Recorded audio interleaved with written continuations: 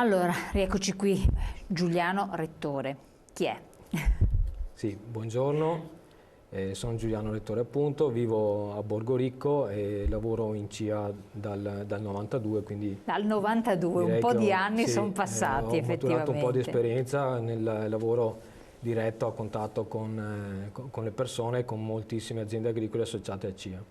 Lei tra l'altro è della zona del Campo San Pierese in modo particolare, è stato consigliere comunale a Borgoricco, consigliere dell'Unione dei Comuni di Campo San Pierese e poi anche del consorzio, consigliere del consorzio di bonifica acque risorgive. Quindi lei conosce benissimo mondo agricolo, mondo delle amministrazioni, mondo del territorio ed è una persona estremamente qualificata. Per capire consorzio acque risorgive, adesso lei ci parlerà che ambito, prima però abbiamo una telefonata che incombe, quindi pronto?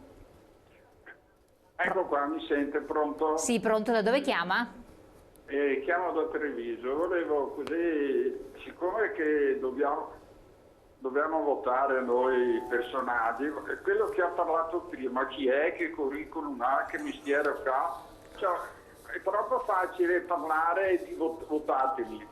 No, aspetti. Allora, Maurizio Antonini, che ha parlato prima, ha spiegato tutto quanto, è il direttore della CIA di Padova e della CIA del Veneto, ma non si candida, non è candidato, ha spiegato, ha introdotto tutto quanto, ha spiegato qual è la situazione, non è candidato. Il candidato a cui risorgive adesso deve parlare adesso. Allora, io quello che volevo sapere è il curriculum, che mestiere fa, che politica è, con chi vota, perché i posti là vengono scelti non perché sono belli, ma perché sono di una politica e hanno una certa professionalità. Chiaro. Mi faccia capire questo. Va bene. Perfetto, adesso glielo chiediamo, adesso chiediamo che se i candidati, il signor Antonini non è candidato, adesso spiegherà il nostro candidato, comunque se c'è un risvolto politico dietro le candidature di questa lista unica col diretti CIA Confagricoltura. Grazie di aver chiamato, prego Antonini. Beh, grazie al nostro telespettatore che mi dà la possibilità di essere ancora più chiaro su questo. Ha ragione il nostro telespettatore. Questi ruoli, ma non solo quelli dei consorzi di bonifica, sempre più oggi sono ruoli in cui la politica, ma non è detto che sia negativo, a volte anche è positivo, vuole mettere il loro elemento determinante. In qualche modo. Beh, noi oggi invece con la lista unitaria diciamo no a questo, perché la lista unitaria è proprio dare una risposta ai nostri agricoltori. Nelle liste unitarie, adesso il nostro telespettatore di Treviso, quindi non so se sia dove voti, se voti sul Piave o sul consorzio Piave o se voti nelle acque risorgive, ma i candidati che sono all'interno della lista unitaria col diretti CIA Agricoltori Italiani Confagricoltura sono candidati del mondo agricolo e sono agricoltori. Questo è il punto importante e da chiarire in maniera determinante. Chiaro che poi all'interno di queste liste in prima fascia ci sono anche contribuenti, perché ricordo sempre che le liste sono fatte comunque dai contribuenti, cioè da quelli che effettivamente pagano il consorzio di bonifica. Quindi può essere che all'interno di queste liste, in prima fascia e in altre fasce, ci siano anche persone che siano contribuenti e che magari hanno svolto attività amministrativa. Ricordo che la norma prevede che comunque un consigliere comunale non può essere candidato all'interno del consorzio di bonifica, non può essere consigliere del consorzio di bonifica. Questo l'abbiamo fatto, l'abbiamo determinato insieme con la Regione Veneto per sempre più staccare la politica per l'attività dei consorzi di bonifica. Chiarissimo, comunque in modo particolare queste tre liste, proprio perché unitarie, magari uno può andare a vedere CIA che cos'è, Confagricoltura che cos'è, col diretti, proprio perché unitarie, quindi dicevo la cosa eccezionale è proprio questa, c'è la politicità, cioè cercano di essere neutri il più possibile. C'è forse un'altra telefonata perché dalla regia vedo un segnale, se no ci rimetta il monitor in studio. Pronto? Pronto?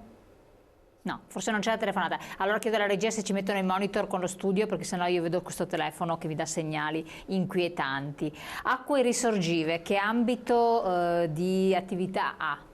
Sì, Acque Risorgive è uno dei consorzi più importanti della regione, è un consorzio che è a cavallo fra 3 province sostanzialmente, la provincia di Treviso, di Padova e la città metropolitana di Venezia.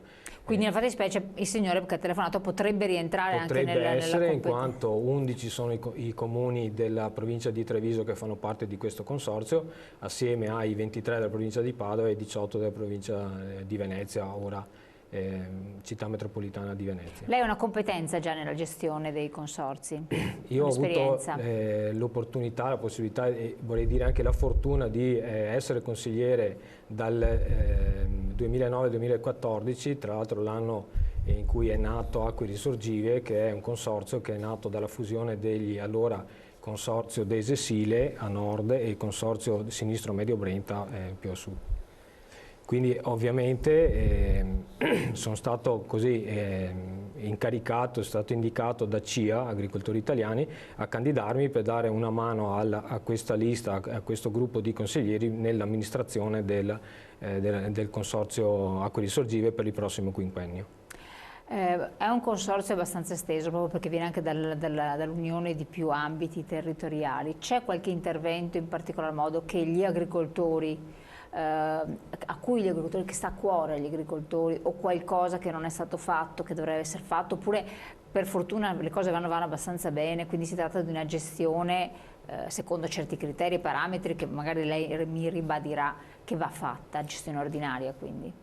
Sì, io partirei da quali sono le competenze del consorzio.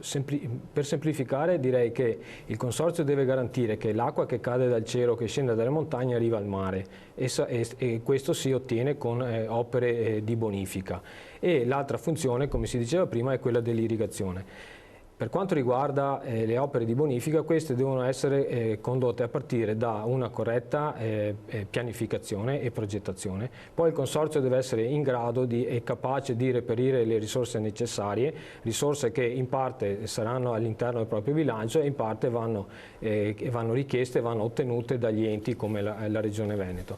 Quindi è importante inoltre che il consorzio collabori al massimo con gli enti territoriali, i comuni, che sono quelli che vivono normalmente sulla propria pelle i problemi maggiori. Quindi ci sono opere importanti da fare che servono per far sì che l'acqua venga riversata in mare, e poi c'è un'opera continua da fare che è quella della manutenzione. Ricordiamo che l'Acque Risorgive è un consorzio che comprende oltre 680.000 abitanti nel proprio territorio e oltre 2.300 km di canali su cui fare la manutenzione. La manutenzione vuol dire ripristino degli alvei, sfalcio delle sponde e delle erbe. È un lavoro che richiede anche un certo tipo di risorse a disposizione, perché sono zone territori particolari. Assolutamente, come dicevo prima, parte di queste risorse i consorzi ce le hanno nel proprio bilancio e altre invece deve reperirle nel confronto con gli altri enti, sia la Regione Veneto, come dicevo prima, sia i comuni interessati a quelle opere che mano a mano nella propria attività amministrativa il consorzio va a realizzare. Il consorzio naturalmente mette in campo quelle che sono le sue prerogative e le sue caratteristiche, che sono soprattutto immaginare l'opera, progettarla e far sì che quest'opera venga realizzata nel miglior modo possibile. Voi arrivate fino a Mestre? Sì, l'ambito geografico del Consorzio Acque Risorgive arriva fino al il comune di Venezia, terraferma. È di vostra competenza le zone che sono state in passato alluvionate, hanno subito delle situazioni difficili oppure no? Sicuramente il Consorzio è sicuramente competente per alcune materie che riguardano appunto opere di bonifica, e quindi deve mettere in campo tutte le risorse necessarie per far sì che soprattutto in caso di eventi particolarmente importanti, ultimamente assistiamo sempre più a precipitazioni importanti, quindi in breve o brevissimo tempo cadono volumi importanti di acqua, e attraverso tutta una serie di opere di telecontrollo e di monitoraggio il Consorzio deve essere in grado di far sì che quest'acqua non allaghi i terreni piuttosto che case, capannoni e i garage dei cittadini, ma venga sversato in mare. Ecco, direttore, c'è un'alleanza che si deve creare tra cittadini e mondo dell'agricoltura per questo bene comune, per la gestione delle acque, che non è una cosa semplice, perché ci sono interessi legati a chi vive il territorio e altri invece legati a chi ha dell'acqua bisogno per le proprie attività, quindi sembra che a volte siano scissi, però in realtà devono convergere in un unico ambito, no? Deve convergere in un unico ambito e gli agricoltori oggi richiedono proprio questo, cioè chiedono proprio l'alleanza che deve esserci tra il mondo dell'agricoltura e i consumatori in generale. È possibile, cioè mi viene in mente quando gli agricoltori sono stati tra virgolette sacrificati per salvare ambiti cittadini eccetera, o urbanizzati, perché era meglio allagare la campagna, no, che no, le zone urbanizzate, e per cui si era sempre creata un po' quest'idea di scissione. Voi invece vi proponete come una lista unica che però ha a cuore entrambi gli interessi. Hanno a cuore entrambi gli interessi e, se posso dire, i primi interessi anche quelli dei consumatori e dei contribuenti, perché poi il punto è che i contribuenti che pagano all'interno dei consorzi di bonifica il proprio contributo, che è relativamente basso rispetto a quello che paga generalmente un agricoltore o un industriale con forti ampie proprietà private e quant'altro, serve soprattutto per dare la possibilità al consorzio di fare quei investimenti che diano la garanzia ai consumatori di non andare sotto acqua, perché questo è il punto principale che oggi loro richiedono, e quindi su questo l'alleanza deve essere forte. Se da una parte dobbiamo garantire il deflusso dell'acqua, dall'altra parte dobbiamo garantire la qualità dell'acqua ai nostri agricoltori, e quindi ecco la necessità di mettere insieme queste due importanti attività che il Consorzio di Bonifica deve fare, e queste importanti attività sono legate agli agricoltori e appunto ai consumatori contribuenti. C'è la legge regionale sul consumo di zero del suolo, no?